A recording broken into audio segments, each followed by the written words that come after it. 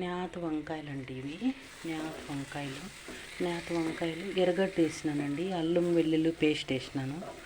ఒకటి ఎర్రగడ్డ వేసినాను, అల్లం వెల్లుల్లి పేస్ట్ వేసినాను. నేతి వంకాయలు 10 వేసినాను. కారం పొడి, ధనియా పొడి, కొంచెం ధనియా పొడి, కారం పొడి, సాల్ట్ వేసినానండి. కారం పొడి వేసినాను, కొంచెం గరం మసాలా వేసినానండి. 2 టమోటాలు వేసినానండి. 2 టమోటాలు వేసినాను. ఇది టమోటా పప్పు అండి. వంకాయ 2 టమోటాలు వేసి పప్పు చేశానండి. దీనికి కాంబినేషన్ అండి. ఇది కాంబినేషను.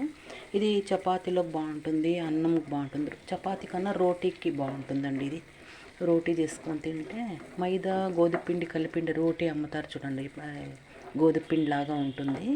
కొంచెం దాంట్లోకి నువ్వులు కలిపి ఆ పిండిలోకి కొంచెం నూనె వేసి కలిపి బాగా ఒక అరగంట నానబెట్టి మళ్ళీ తిక్కితే రోటీ మాదిరి హోటల్లో రోటీ ఉంటుంది చూడండి, అట్లా రోటీలాగా రోటీలోకి అయితే బాగుంటుందండి ఇది కర్రీ.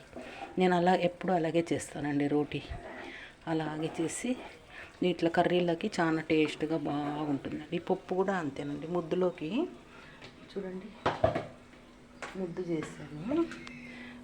ముద్దులోకి బాగుంటుందండి. ముద్దు చేశాను, ఇప్పుడు అన్నానికి పెట్టినానండి. బాగుంటుంది. ముద్దులోకి చాలా టేస్ట్గా ఉంటుందండి ఈ పప్పు. ముద్దులోకి చాలా టేస్ట్గా ఉంటుంది ఈ పప్పు. ఇది చపాతీలోకి, రోటీలోకి బాగుంటుందండి. చాలా టేస్ట్గా ఉంటుందండి ఇది.